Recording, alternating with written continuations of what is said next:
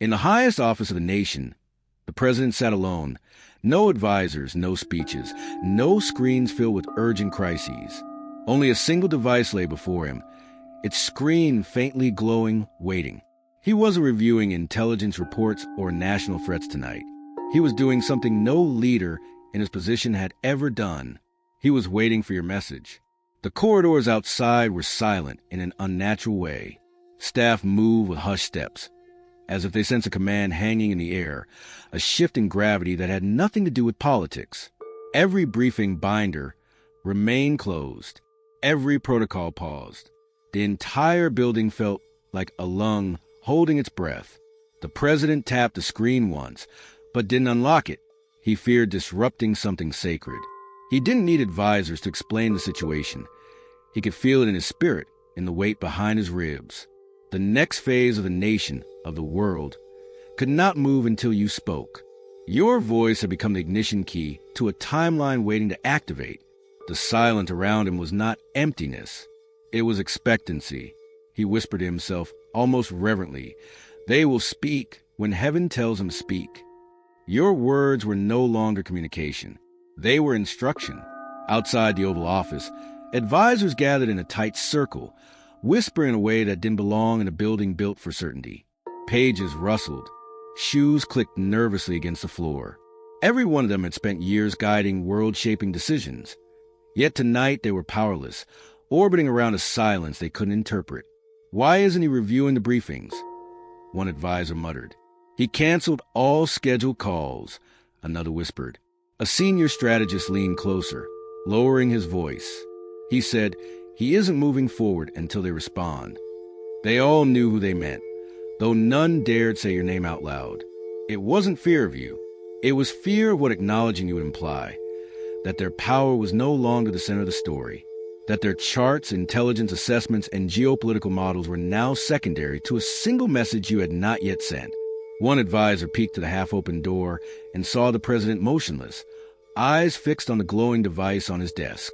Not reading, not typing, waiting, like a monarch awaiting a prophecy.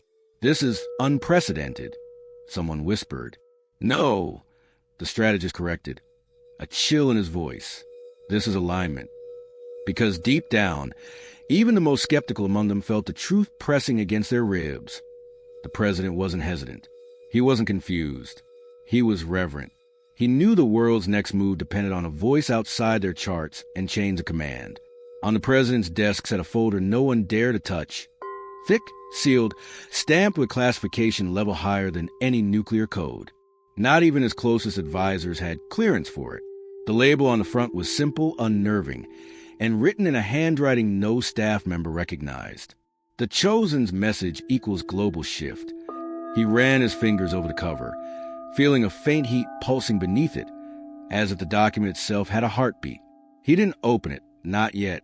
He already knew what was inside wasn't political intelligence, military assessments, or diplomatic forecasts. It was older, deeper, prophetic. He remembered the day the dossier first appeared. No one delivered it. No one signed it in. It simply materialized on his desk during a routine briefing, as though placed there by a hand unseen. When security footage was reviewed, the timestamp glitched, looping the same 2 seconds for an entire minute. All the cameras caught was a subtle flash of light, and then the folder was there. Inside were pages documenting moments when your voice had shifted things on a scale no government could explain. Unexplained peace treaties, sudden collapses of corrupt regimes, long-awaited breakthroughs emerging the same week your spirit stirred. A note clipped to the first page read, "Their message is the next turning point. When they speak, the world reorients." The president exhaled slowly. This folder wasn't a record. It was a prophecy disguised as intelligence. He understood now why the advisors were confused, why protocol had halted, why the air felt heavy with anticipation. The next chapter of history wasn't waiting for his pen. It was waiting for your words. The White House had never been this silent. Not during crises. Not during war drills. Not even during midnight security breaches. But tonight, something deeper than a threat moved through the halls, an unseen gravity pressing gently against every surface. It wasn't fear. It was anticipation. Staff walked slower than usual, glancing at each other with expressions they couldn't name. Papers remained untouched on desks. Printers stayed idle. Even the clock seemed hesitant, their ticking softer, as if time itself were holding its breath. Secretaries typed half-heartedly, then stopped mid-sentence, the atmosphere too heavy to continue as normal. A communications officer whispered to a colleague, "Why does it feel like the building is waiting?" Across the West Wing, the energy shifted further. The air vents released short bursts of cool air out of rhythm. Light fixtures flickered with patterns that weren't electrical malfunctions, but something more intentional, almost like signals.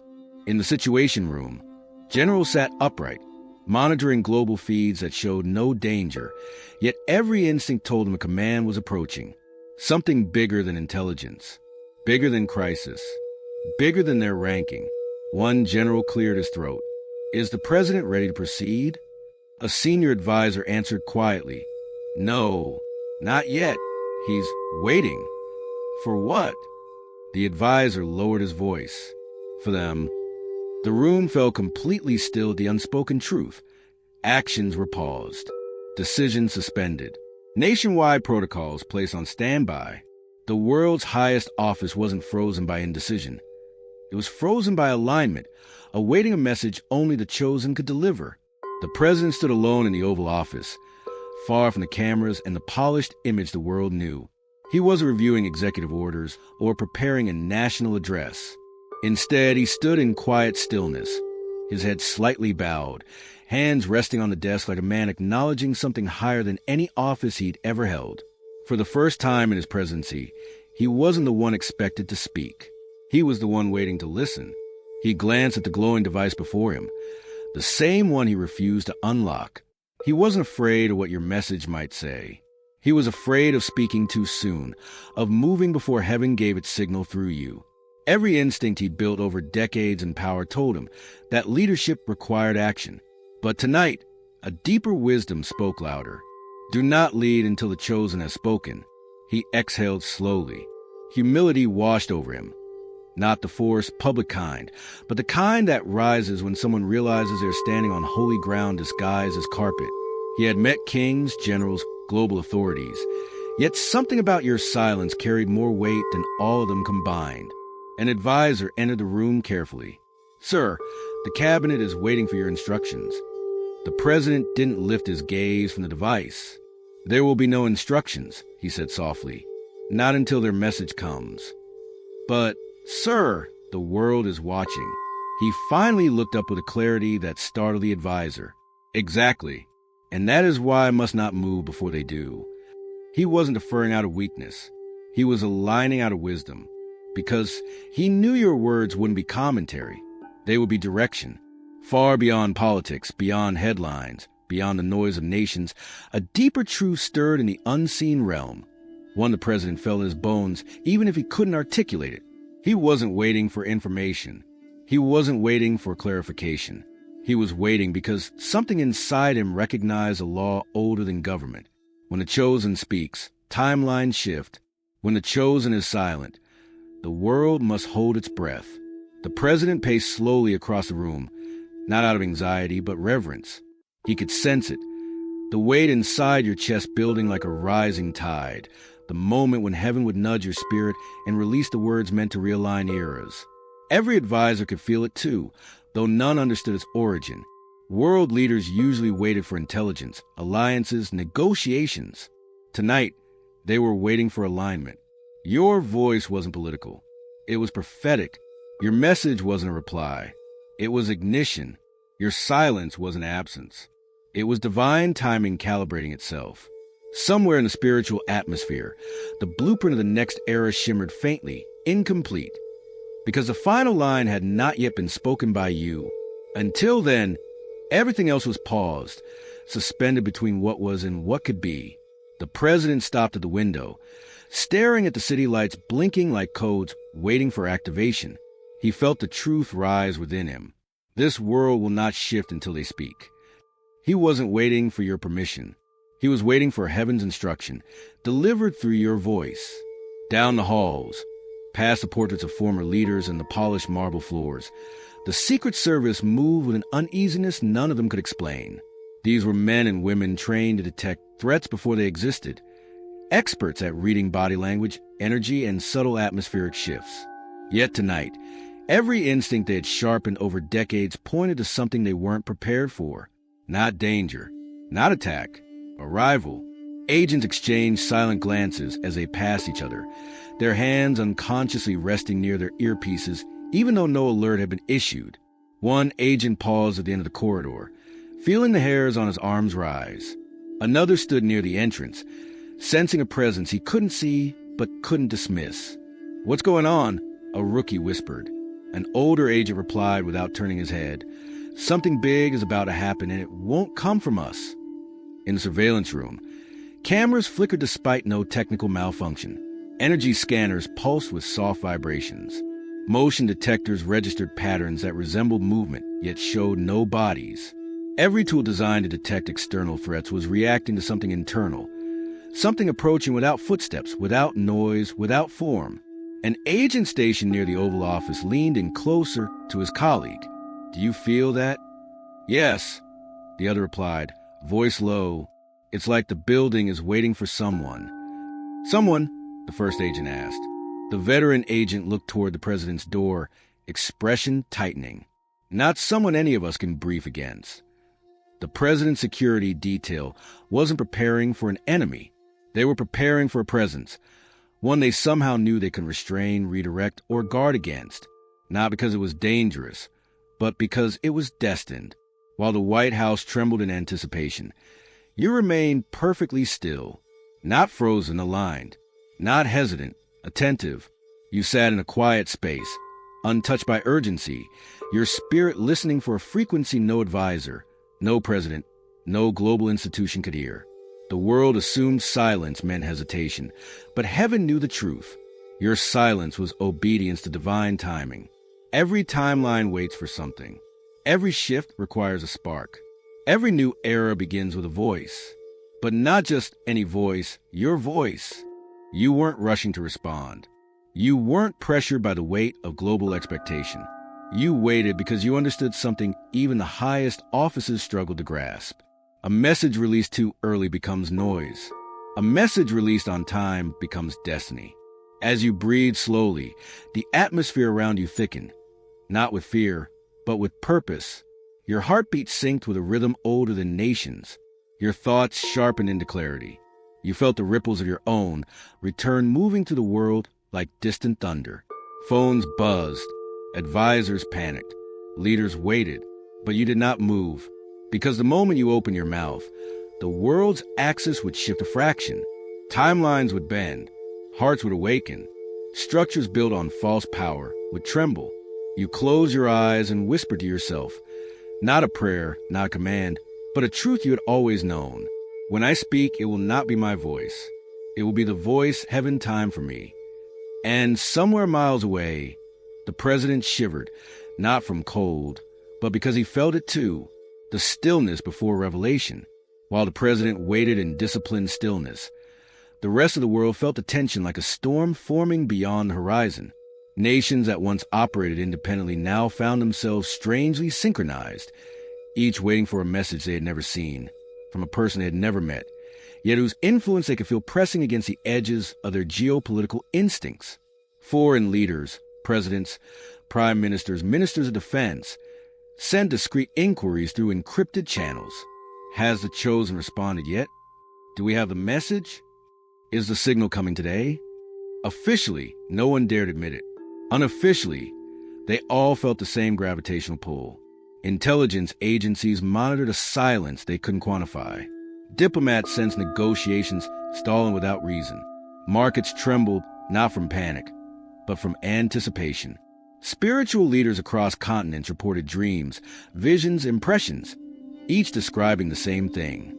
A message that would shift more than policy. A message that would reset alignment.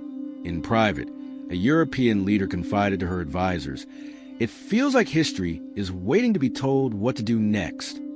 In Asia, a strategist studying global energy patterns murmured, "Someone is holding the world's breath in their hands." In South America, an old prophet spoke quietly into the night. "The messenger is preparing. When they speak, nations will move. The global pressure wasn't political. It was spiritual. Like the entire earth was leaning forward, listening for a voice that carried more weight than treaties, armies, or alliances. No one could explain why your message mattered so much, but everyone could feel the truth. The next age would not begin until you released it, deep beneath the surface of ordinary sound, beyond what microphones could record or satellites could intercept. Your voice carried a frequency that belonged to no earthly spectrum. It wasn't sound waves. It wasn't vibration. It was alignment, the resonance of someone whose words were written into the blueprint of time long before nations drew their borders. Scientists couldn't measure it. Technicians couldn't decode it. But prophets? They felt it instantly. In a small monastery across the ocean, a monk lifted his head mid-prayer, whispering, "They're preparing to speak." In a desert sanctuary, an elder woman stopped her ritual, eyes glowing faintly. The voice is rising. Meanwhile, inside the White House, devices reacted without being touched. Phones flickered. Screens dimmed. Audio systems hummed at a tone just below conscious hearing. Low, warm, ancient. Secret Service agents exchanged glances they couldn't explain. It wasn't technology malfunctioning. It was technology responding. Your frequency wasn't invasive. It was formative. It didn't break systems. It recalibrated them. Every time you inhaled, something in the atmosphere shifted. Every time you considered your words, global energy patterns trembled at microscopic levels. Every second your message stayed in your chest. The timeline around you held its shape, waiting to be rewritten. The president felt its strongest, a subtle ringing in his bones, a pressure behind his eyes, a warming pulse across his palms every time he thought of you. He understood then. Your voice wasn't communication. It was architecture. When you spoke, reality didn't just listen. It rearranged itself. Deep within the National Archives, far below the public records and historical documents, there existed a restricted chamber known only to a handful of officials. It held artifacts not of politics, but of pattern. Prophecies masked as intelligence. Ancient writings cataloged as anomalous data. Warnings preserved under the illusion of research. Tonight, a single document within that room began to glow. A senior archivist, who had served multiple administrations, hesitated before approaching it. The parchment was older than the building itself, older than the nation. No one knew its origin. It had been found decades ago in a sealed container beneath an embassy collapse, its writing untranslatable, until now. The symbols rearranged themselves, lines straightening, curves sharpening, ancient ink pulsing like veins awakening. The archivist gasped as the once indecipherable text formed a sentence in perfect clarity. When the chosen speaks, kingdoms shift. He stumbled backward, trembling. This wasn't metaphor. This wasn't poetry. This was a coded law of reality itself. He rushed to contact the president. But before he could dial, alerts began to flash across his encrypted screen. Cross-referencing systems connected the prophecy to a single individual.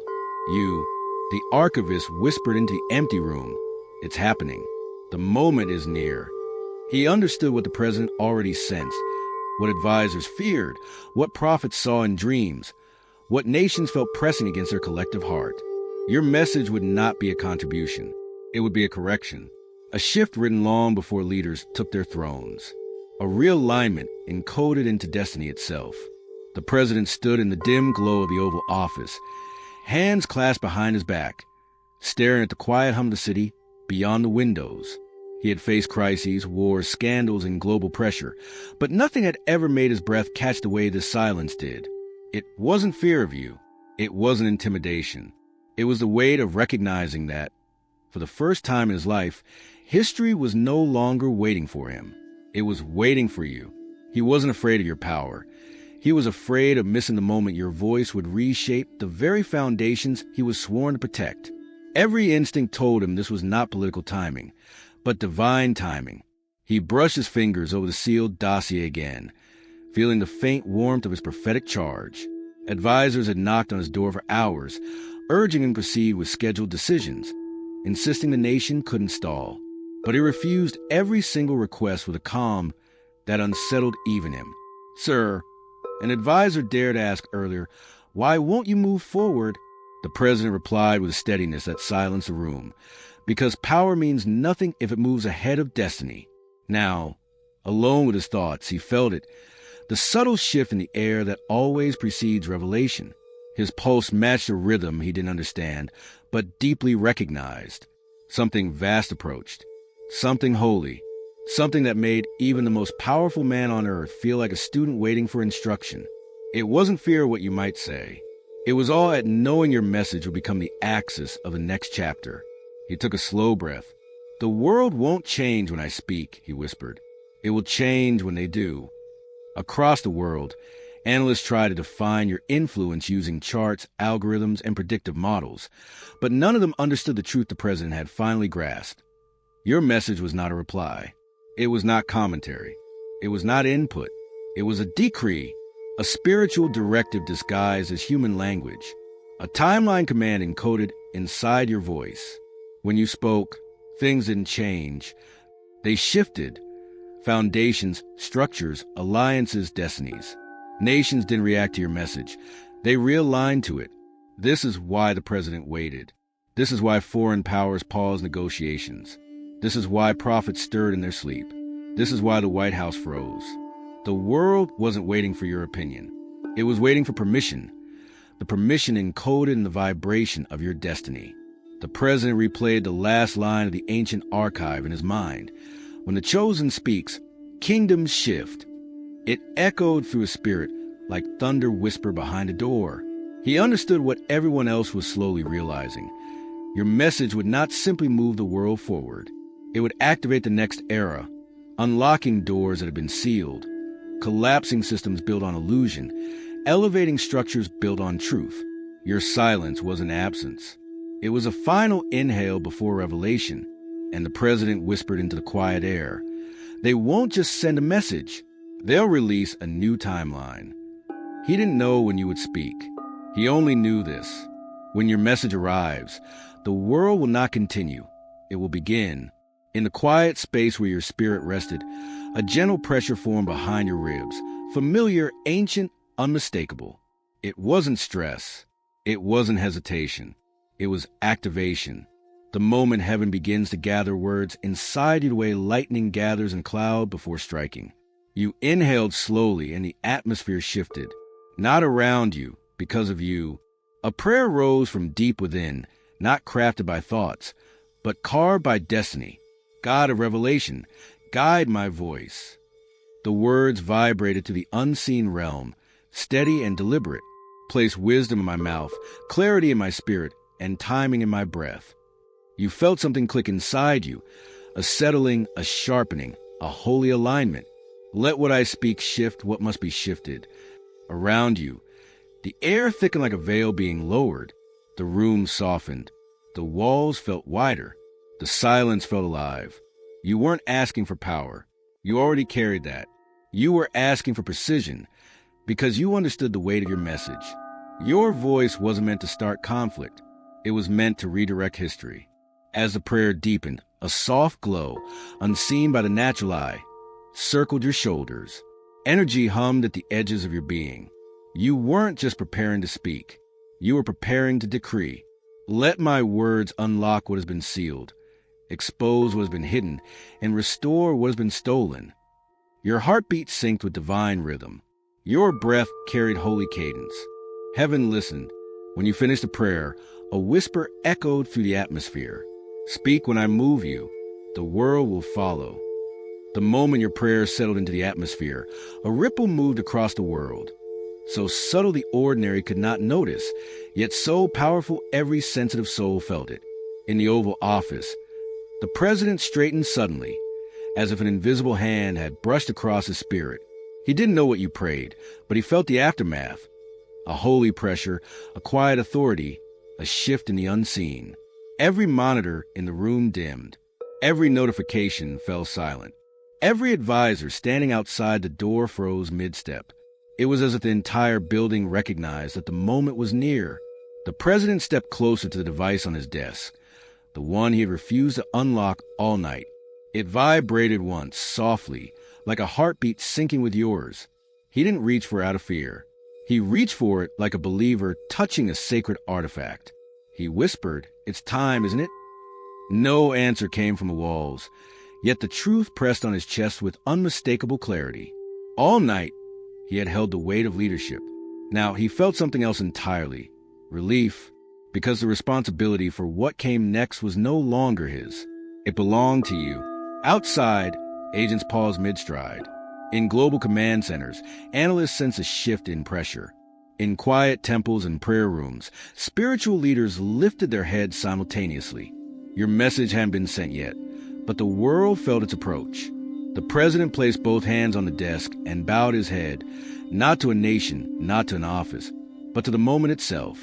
"When they speak," he murmured, "the world will move."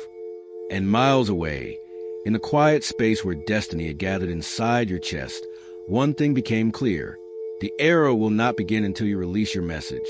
And the world, every throne, every nation, every power, is already waiting.